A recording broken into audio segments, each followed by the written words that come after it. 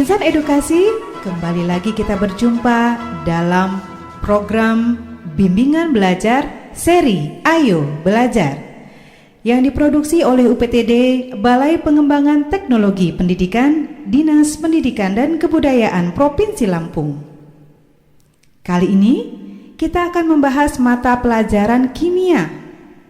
Judul Kesetimbangan Kimia.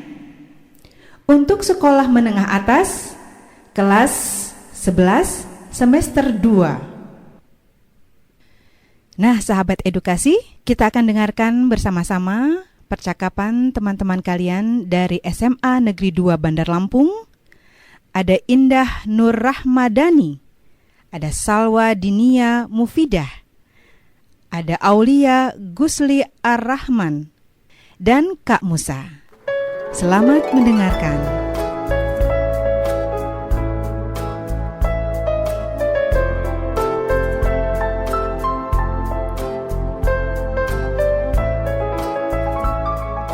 Assalamualaikum warahmatullahi wabarakatuh. Waalaikumsalam warahmatullahi wabarakatuh. Apa kabar sahabat Radio Gema Edukasi? Bareng lagi bersama saya Kak Musa di Radio Gema Edukasi Dinas Pendidikan dan Kebudayaan Provinsi Lampung. Gimana kabar hari ini? Ya, pastinya sehat dan semangat kan ya. Seperti biasa, Kakak di sini akan berbincang-bincang. Kesempatan kali ini tema yang akan Kakak angkat adalah tentang kesetimbangan kimia. Jawab dong. Selamat bergabung adik-adik dan semangat ya untuk belajar kesetimbangan kimia. Baiklah, kita akan mulai dengan wawasan yang adik-adik ketahui nih, yaitu mengenai kesetimbangan kimia.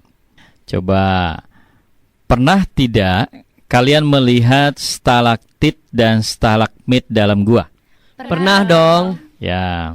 Batuan yang ada dalam gua kan, Kak? Kayaknya kikisan batu ya, Kak.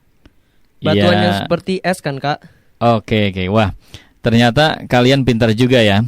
Kalau jalan-jalan ke gua, itu tidak sekedar jalan-jalan nih, tapi banyak materi kimia yang bisa diamati. Baiklah, stalagmit itu adalah batuan yang menyerupai es yang tumbuh menjulang dari dasar gua, sedangkan stalaktit adalah batuan mirip es yang menggantung di atas. Bagaimana menurut kalian? Indah nggak tuh melihat pemandangan seperti stalaktit dan stalagmit dalam gua itu? Bagus, Kak. Dengan adanya itu pemandangan jadi indah. Iya, betul itu. Iya, nah kalian tahu nggak ya? Bagaimana tuh kalau stalaktit dan stalagmit di dalam gua terbentuk sehingga menghasilkan pemandangan yang indah tuh? Wah, pasti lama banget ya, Kak, prosesnya. Mungkin tahunan kali ya. Iya, kayaknya tahunan deh. Ya, memang ya betul bahwa pembentukan stalaktit dan stalagmit ya ini berlangsung selama ribuan tahun melalui proses. Nah, ini kan saya jelaskan ya. Jadi prosesnya begini. Ada senyawa karbon dioksida di dalam air hujan membentuk yang namanya asam karbonat. H2CO3 ya. Saya ulang, asam karbonat itu H2CO3. Asam ini meresap turun dari yang bereaksi lambat dengan batu kapur. Nah, kalsium karbonat CaCO3. Kalsium karbonat CaCO3 yang ada di atap gua. Hasilnya terbentuklah larutan garam. Nama garamnya adalah kalsium bikarbonat atau CaHCO3 dua kali. Ya, garam yang terbentuk adalah Kalsium bikarbonat. iya, kalsium bikarbonat CaHCO3 dua kali. Nah, stalaktit dan stalagmit itu terbentuk melalui reaksi kesetimbangan. Ketika larutan kalsium bikarbonat menetes dari atap gua ke dasar gua dan secara berangsur-angsur terurai kembali membentuk kalsium karbonat. Sisanya ada air, ada juga gas karbon dioksida. Lalu timbunan padat terbentuk ketika air yang menetes tersebut menguap. Begitulah yang namanya stalaktit dan stalagmit terbentuk melalui reaksi kesetimbangan. Menarik ya kan? Iya, menarik sekali. Nah, kalau saya buat persamaan reaksinya nih, CaHCO3 2 kali ya menjadi tanda panah bolak-balik. Hasilnya adalah CaCO3 plus H2O dan plus CO2. Nah, itulah kejadian yang terjadi dalam kehidupan di alam yang kita analogikan dalam reaksi kesetimbangan. Apa yang dimaksud dengan reaksi kesetimbangan dan apa makna tanda panah bolak-balik pada persamaan reaksi, kita akan tahu nanti ya setelah saya paparkan nanti mengenai keseimbangan. Nah, sebelum masuk ke situ, kalian tahu tidak orang yang pertama menemukan kesetimbangan? Belum, Kak. Baik, coba adik-adik baca nih. Wah, ini ya tokohnya penemu kesetimbangan.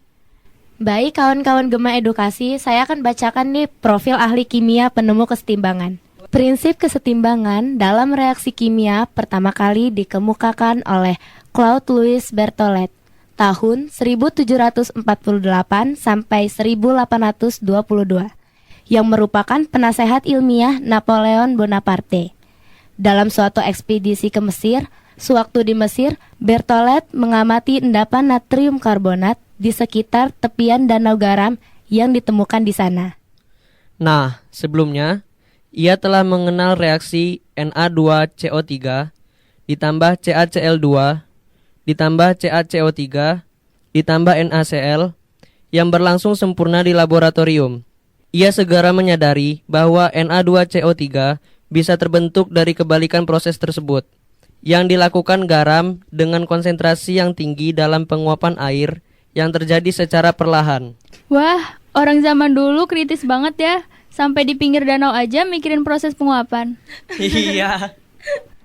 Secara umum, reaksi kimia ini berlangsung ke arah pembentukan produk reaksi yang berlangsung secara irreversible, ya, atau tidak dapat balik. Dalam reaksi ini, proses reaksi tidak dapat diubah kembali menjadi reaksi semula. Sebagai contoh nih, asap dan arang hasil pembakaran kayu tidak mungkin diubah lagi menjadi kayu. Besi berkarat juga tidak dapat diubah kembali menjadi besi. Nah, di sisi lain juga, reaksi kimia yang berlangsung reversible atau dapat balik, sebagai contoh, dalam paru-paru nih, oksigen terikat pada hemoglobin dalam sel darah merah membentuk oksihemoglobin.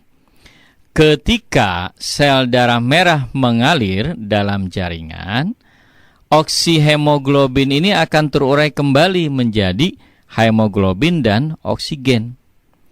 Nah, proses reversible juga terjadi pada transisi fase antara air dan uap. Ya, antara air dan uap air pada suhu 100 derajat Celcius dan tekanannya 1 atm. Inilah yang namanya titik reversible dengan uap air. Begitu, Kak. Jadi ketika suhu sedikit diturunkan, uap airnya akan berubah menjadi cairan. Sebaliknya juga, ketika suhu sedikit dinaikkan, maka cairan akan berubah menjadi uap. Reaksi dapat balik disebut namanya reaksi kesetimbangan. Oh, jadi reaksi kesetimbangan itu reaksi bolak-balik ya? Iya, betul. Kalau yang tidak bolak-balik disebut reaksi irreversible atau Reaksi satu arah. Wah, sepertinya sudah diserap nih materi ini. Iya dong. Iya dong. Semoga selanjutnya makin mudah ya, Kak.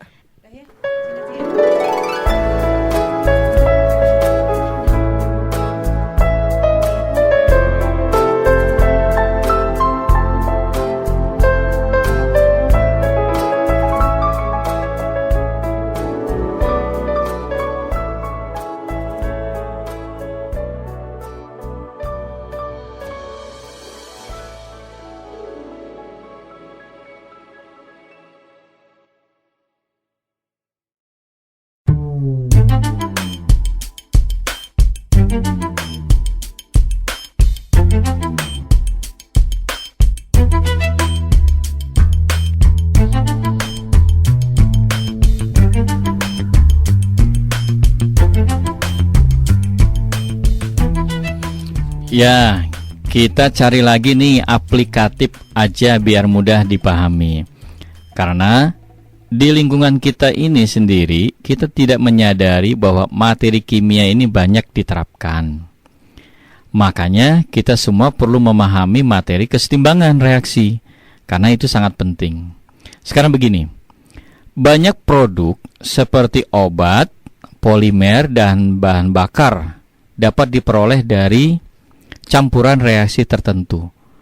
Nah, kita akan lihat amati bagaimana tuh kondisi mengatur reaksi agar produk yang diperoleh itu optimal. Atau bagaimana tuh reaksinya berlangsung lambat atau cepat. Agar hasilnya ini baik, maka kita diperlukan katalis atau tidak. Gimana tuh Kak? Wah, tambah menarik aja nih Kak. Betul, jadi tambah penasaran nih tentang kesetimbangan. Ya, ayo kita ambil contoh lain ya. Seperti kesetimbangan dalam mulut nih. Ada ya Pak kesetimbangan dalam mulut? Kayak mana mulut bisa setimbang? Ya, justru inilah yang membuat menarik ya di dalam kesetimbangan. Reaksi kesetimbangan itu terjadi juga dalam mulut. Email gigi mengandung senyawa kalsium hidroksiapatit ya, atau rumusnya Ca5 PO4 3 kali OH. Di dalam mulut, zat itu akan mengalami reaksi kesetimbangan. Nah, ini untuk pemirsa edukasi ya. Reaksinya perlu ditulis mungkin ya. Ca5 PO4 3 kali OH ya, menghasilkan dalam keadaan setimbangan 5 Ca2+ ditambah 3 PO4 3- ditambah dengan OH-. Reaksi keseimbangan yang terjadi ini akan mengalami pergeseran jika kita mengkonsumsi makanan yang mengandung asam. Makanan asam itu yang mengandung ion H+, sehingga ion tersebut akan mengikat ion PO4 3- dan OH-. Akibatnya, reaksi kesetimbangan ini akan bergeser ke kanan, atau konsentrasi dari Ca5 PO4 3 kali OH-nya ini akan berkurang. Nah, pergeseran reaksi tersebut itu yang menyebabkan lapisan email menjadi kropos, sehingga timbulnya sakit gigi. Terus gimana kita melihat biar itu terjadi kesetimbangan di dalam mulut Kak? Kalau kita mengkonsumsi makanan yang asam aja, pasti bisa membuat sakit gigi. Makanya harus makan juga yang sifatnya basah. Betul kan Kak? Jadi asam basa dong. Ya, betul. Ya, kita kasih aplaus kawan-kawan edukasi nih. Baiklah, buat kalian dan Gema Edukasi, keseimbangan dalam mulut harus terjadi, karena kalau hanya reaksi itu berjalan satu arah saja, itulah yang akan menyebabkan sakit gigi. Gigi akan mengalami kropos. Dan apabila kita mengetahui bagaimana cara kerjanya biar tidak menjadi dampak atau rusak, ya kita harus tahu reaksi kesetimbangan, yaitu adalah reaksi bolak-balik. Atau nama lain reaksinya apa tadi Adik-adik? Reaksi reversibel. Baik, itulah yang harus kita mengkonsumsi makanan yang bersifat asam sekaligus bersifat basa juga, agar kesetimbangan dalam mulut itu bisa terjadi sehingga gigi kita tidak kropos. Ayo, siapa yang tahu makanan yang bersifat asam itu apa? Saya dong Kak, soalnya saya suka sekali makanan yang sifatnya asam, seperti daging, ayam, sapi, dan ikan yang merupakan sumber protein. Saya juga suka makan makanan olahan, teh, kopi, dan minuman berkarbonasi. Wah, mantap juga ya. Nah, sekarang kalau makanan yang bersifat basah, siapa yo? Saya Kak, makanan yang bersifat basah itu seperti air kelapa, madu, jus dari buah-buahan, dan juga jus dari sayuran. Kalau begitu dalam lambung juga makanan yang kita konsumsi harus makanan yang bersifat asam dan basa juga ya. Kalau kebanyakan asam, nanti asam lambungnya jadi naik dong. jadilah penyakit mah. Betul nggak, Kak? Wow, betul sekali kalian ya. Sahabat edukasi, ternyata pemahaman sedikit saja ilmu kimia, khususnya materi kesetimbangan dalam kehidupan kita, ini cukup menarik. Bahwa kita mengkonsumsi makanan itu tidak hanya makanan itu enak dan membuat kenyang saja, tetapi hidup sehat ini harus seimbang. Itulah yang namanya kesetimbangan. Nah, kesetimbangan itu adalah reaksi bolak-balik. Dan kejadian yang tadi, konsumsi makanan dalam tubuh tanpa kita sadari berjalan seperti normalnya. Hal itu menunjukkan bahwa terjadi kesetimbangan dinamis, di mana reaksi yang tidak terhenti. Ketika mencapai keadaan setimbang, tetapi berlangsung dengan laju reaksi yang sama pada kedua arah yang berlawanan. Baik, kita simpulkan dulu ya.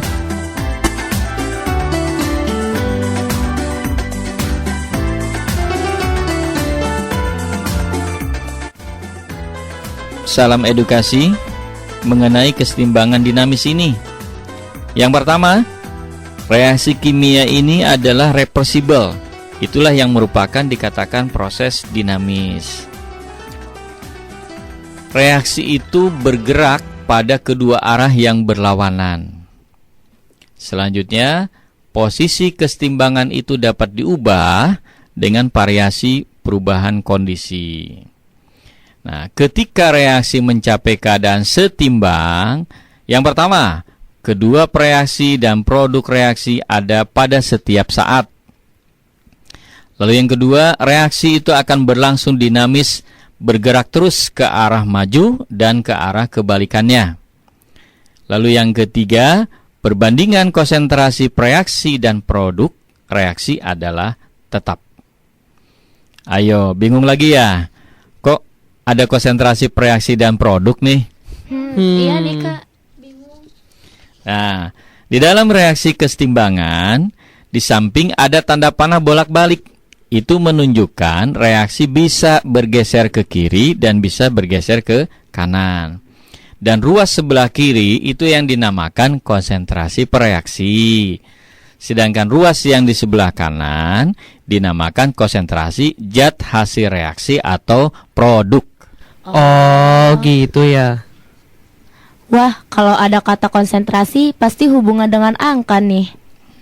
Iya, pasti ngitung dan pakai rumus ya, Kak. Apa ya, Kak, rumusnya? Betul, kita akan mengukur konsentrasi reaksi atau hasil reaksi dalam kesetimbangan. Coba, konsentrasi itu apa sih adik-adik? Konsentrasi adalah satuan molar suatu zat. Banyaknya zat yang terlarut dalam setiap liter kayaknya. Konsentrasi yang molaritas itu kan? Ya, kalian betul ya bahwa yang namanya konsentrasi itu banyaknya zat terlarut dalam suatu larutan yang kita kenal dengan satuannya molaritas. Oh, gitu ya, Kak.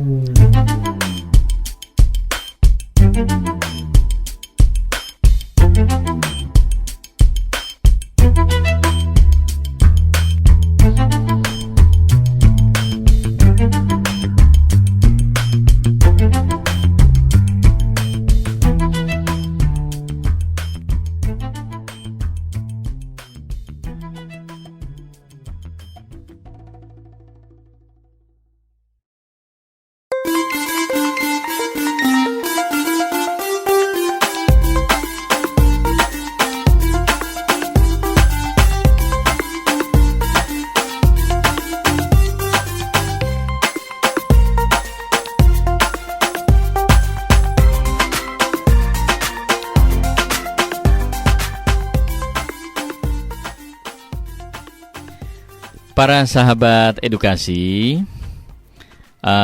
tadi sudah kita melihat ya ada kesetimbangan dalam mulut, ya ada kesetimbangan juga di dalam stalagmit dan stalagmit. Nah, sekarang kita akan mengamati reaksi kesetimbangan itu dalam industri. Nah, ini perlu dipahami ya. Nah, reaksi kesetimbangan ini banyak diterapkan dalam proses industri kimia. Tujuannya itu adalah agar memperoleh hasil produksi yang berkualitas tinggi dalam waktu yang relatif singkat. Oleh karena itu, para ahli kimia industri ini akan berusaha mencari metode yang tepat agar memperoleh hasil produksi yang maksimal. Metode yang ditempuh yaitu adalah membuat kesetimbangan bergeser ke arah produk dan menjaga agar produk ini tidak kembali menjadi zat awal. Selain itu juga menggunakan bahan baku sehemat mungkin dengan waktu yang singkat, di mana kondisi ini akan menghasilkan kondisi yang optimum. Di antara industri kimia yang menerapkan kesetimbangan yaitu adalah industri pembuatan amonia dan asam sulfat, gitu. Nah, ini pembuatan amonia. Ada yang tahu apa rumus kimianya amonia? NH3. Iya. Jadi, amonia itu merupakan gas yang tidak berwarna, mudah larut juga dalam air, berbau khas, dan merupakan senyawa nitrogen yang sangat penting. Amonia juga banyak digunakan sebagai pelarut, bahan peledak, obat-obatan, dan bahan dasar pupuk. Amonia ini juga dengan cara mereaksikan gas nitrogen dengan gas hidrogen. Ya, siapa yang pertama kali membuat amonia? Haber-Bosch bukan, Kak? Ya, Haber-Bosch. Tapi nama lengkapnya adalah, tahu siapa nama lengkapnya? Nggak tahu, Tidak, Kak. Kak. Nama lengkapnya adalah Fritz Haber dan Karl Bosch.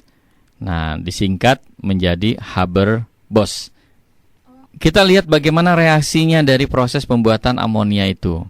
N2, ya, coba kita amati bersama. N2 ditambah 3H2 menjadi, tanda panah bolak-balik ya, 2NH3.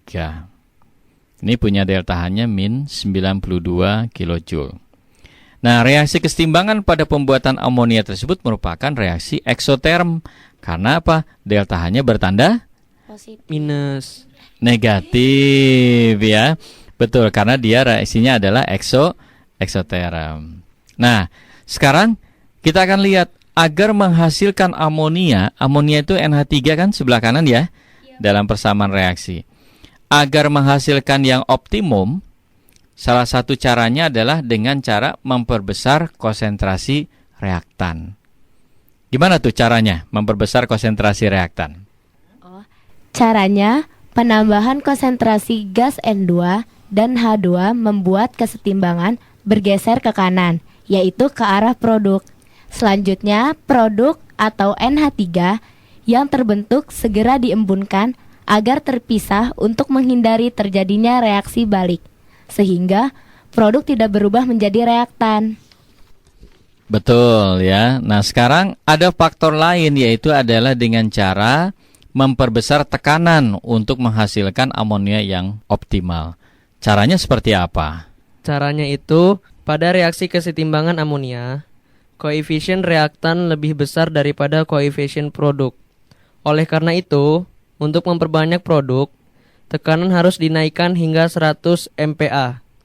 1 MPa sama dengan 1 juta Pascal. Ya, betul, itu faktor dari tekanan. Nah, sekarang kalau diamati suhunya sekarang dengan cara diturunkan untuk amonianya biar maksimal. Bagaimana tuh kalau menurunkan suhu?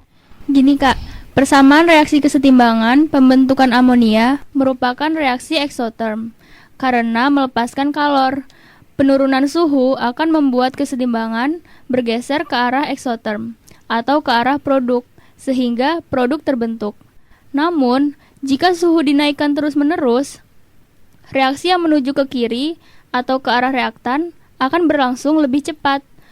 Suhu yang digunakan pada proses ini sebesar 500 derajat Celcius. Apabila suhu diturunkan, reaksi berjalan lebih lambat. Sebaliknya, jika suhu dinaikkan, amonia atau NH3 yang terbentuk akan mudah terurai menjadi gas N2 dan H2. Ya, itu adalah menurunkan suhu ya. Nah, sekarang selanjutnya adalah untuk mempercepat reaksi itu terjadi biar hasilnya optimal, dia harus menambahkan katalis. Bagaimana tuh prosesnya? Nah, biar keadaan setimbang, pada reaksi kesetimbangan ditambahkan katalis Fe dan K2O. Katalis ini akan mempercepat laju reaksi ke arah produk. Setelah kesetimbangan tercapai, peran katalis akan berakhir. Dalam industri, sumber gas N2 adalah udara, sedangkan sumber gas H2 adalah gas alam. Wah, luar biasa juga ya reaksi kimia yang terjadi. Bisa membuat produksi kimia lebih maksimal. Makanya itu, industri selalu besar untungnya karena reaksi kimia. Yang jelas, dengan adanya reaksi kimia, khususnya reaksi kesetimbangan ini, bisa membuat produksi lebih banyak dalam waktu yang cepat. Betul ya, buat adik-adik edukasi, bahwa keuntungannya kita mengenal reaksi kesetimbangan ini banyak dimanfaatkan oleh industri. Itulah penyebabnya reaksi kimia digunakan. Ayo kita simpulkan nih.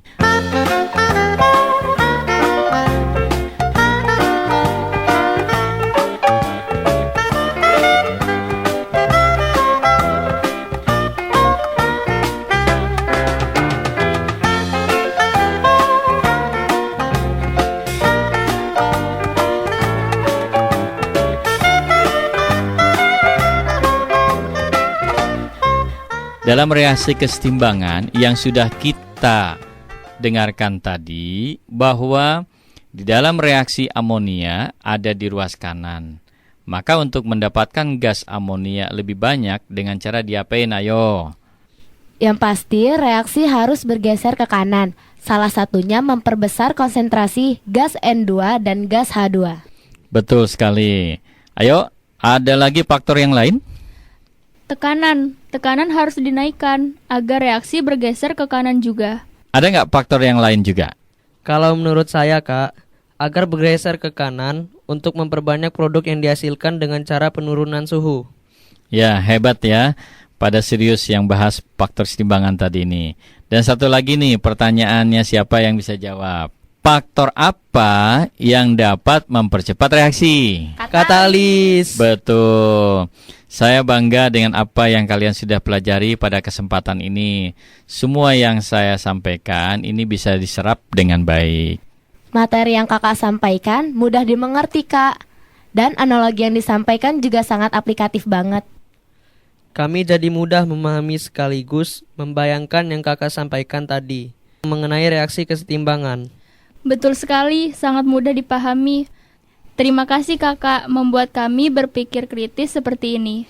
Wah, mantap ya. Ternyata belajar kimia ini mengenai kesetimbangan reaksi yang aplikatif dalam kehidupan sehari-hari. Dan semoga bermanfaat ya buat sahabat edukasi. Demikian materi yang kakak sampaikan pada saat ini. Selamat beraktivitas. Salam sains, salam edukasi.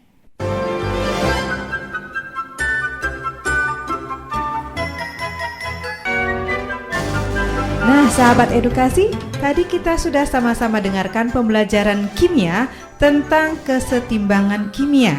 Mudah-mudahan bermanfaat dan dari Gedung UPTD, Balai Pengembangan Teknologi Pendidikan, Dinas Pendidikan dan Kebudayaan Provinsi Lampung, Radio Gema Edukasi, berbagi ilmu untuk semua. Mengucapkan terima kasih dan sampai jumpa pada pembelajaran berikutnya.